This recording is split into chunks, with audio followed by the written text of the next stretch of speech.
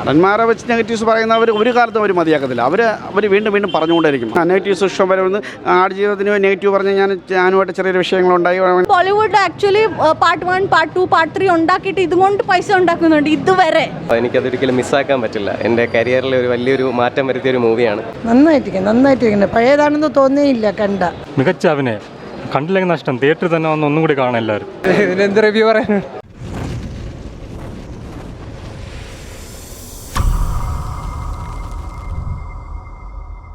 വളരെ വളരെ റിവാർഡിങ്ങായിരുന്നു.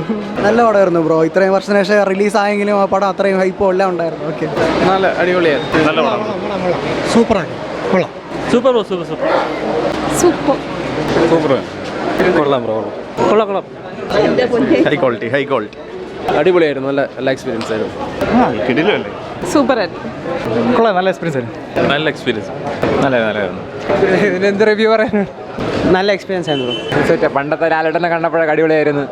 എക്സ്പീരിയൻസ് പണ്ട് കാണാൻ പറ്റില്ല, ഇപ്പം ആദ്യമായിട്ട് കാണുമ്പോൾ വണ്ടർഫുൾ. കൊള്ളാം ബ്രോ.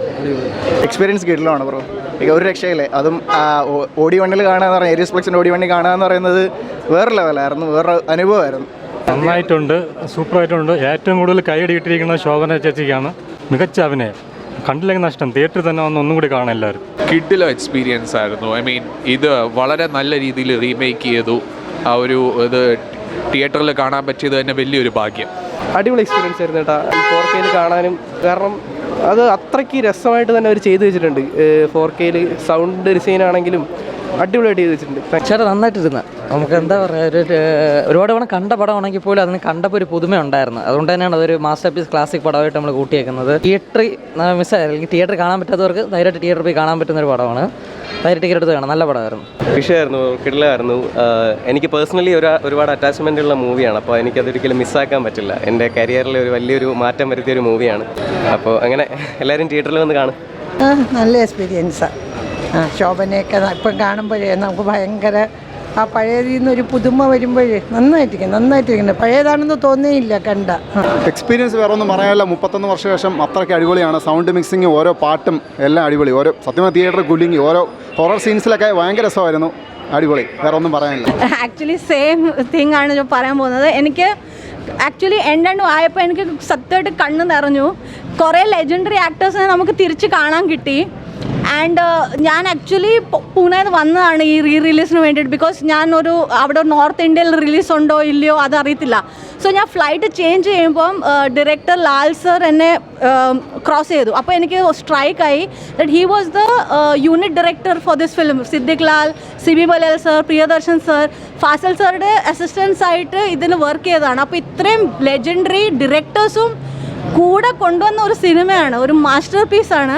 എന്നിട്ട് ഇപ്പോഴും Bollywood actually part 1, part 2, part 3 ഉണ്ടാക്കിയിട്ട് ഇതുകൊണ്ട് പൈസ ഉണ്ടാക്കുന്നുണ്ട് ഇതുവരെ. സോ എന്തുമാത്രം പൊട്ടൻഷ്യൽ ഈ ഒരു സ്ക്രിപ്റ്റിനകത്തുണ്ടെന്ന് നമുക്ക് മനസ്സിലാക്കാൻ പറ്റും. എല്ലാവരും കൂടെ ചേർന്നൊരു മാസ്റ്റർ പീസ്. എൻഡാകുമ്പോൾ നമ്മളങ്ങ് ഇൻവോൾവ് ആയിപ്പോവും. പിന്നെ നമ്മൾ വിസിലും അതൊന്നും നമുക്ക് അത് ഓർമ്മ വരത്തില്ല. അത്രമാത്രം ഇൻവോൾവ് ആയിപ്പോവും. അല്ല, ഇത് ഞാൻ ആദ്യമായിട്ടാണ് ഫുള്ളി നമ്മൾ ടി വിക്കകത്ത് കാണും. ബട്ട് ആ ഒരു ഇമ്പാക്റ്റ് വരണമെങ്കിൽ ഇങ്ങനെ കണ്ടാലേ നമുക്ക് അതിൻ്റെ ഒരു ഇമ്പാക്റ്റ് മനസ്സിലാവത്തുള്ളൂ. ബിക്കോസ് നമ്മുടെ ജനറേഷൻ മേ ബി അത് തിയേറ്ററിൽ കാണാൻ പറ്റില്ല, കണ്ടിട്ടുണ്ടെങ്കിൽ ഓർമ്മയില്ല. സോ ഇങ്ങനത്തെ കുറേ പടങ്ങൾ ഇനിയും വരണം.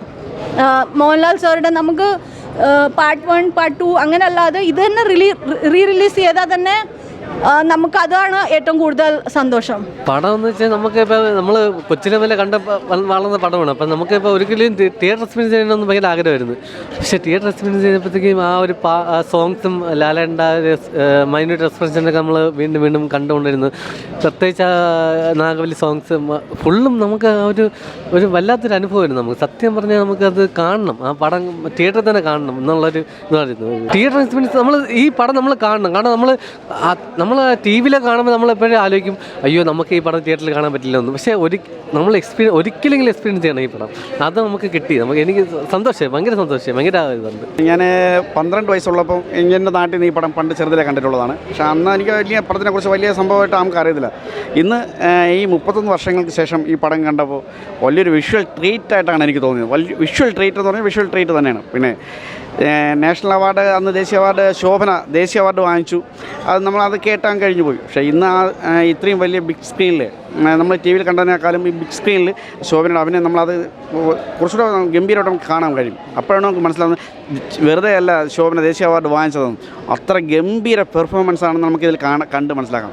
അത് ഇത് പറയാൻ തന്നെ വാക്കുകളില്ല. കാരണം നമ്മൾ പല സംഭവങ്ങളും ഇങ്ങനെയാണല്ലോ.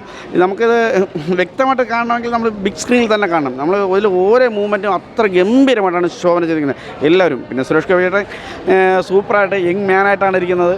ആ പഴയ കാലം വീണ്ടും ഒന്ന് തിരിച്ച് കാണാൻ പറ്റി. ലാലേട്ടനും സുരേഷ് ഗോപിയായിട്ടുള്ള കോംബോ ഭയങ്കര ഗംഭീരമാണ്. നമുക്കത് വീണ്ടും കാണാൻ കഴിഞ്ഞതിൽ വളരെ വളരെ സന്തോഷം.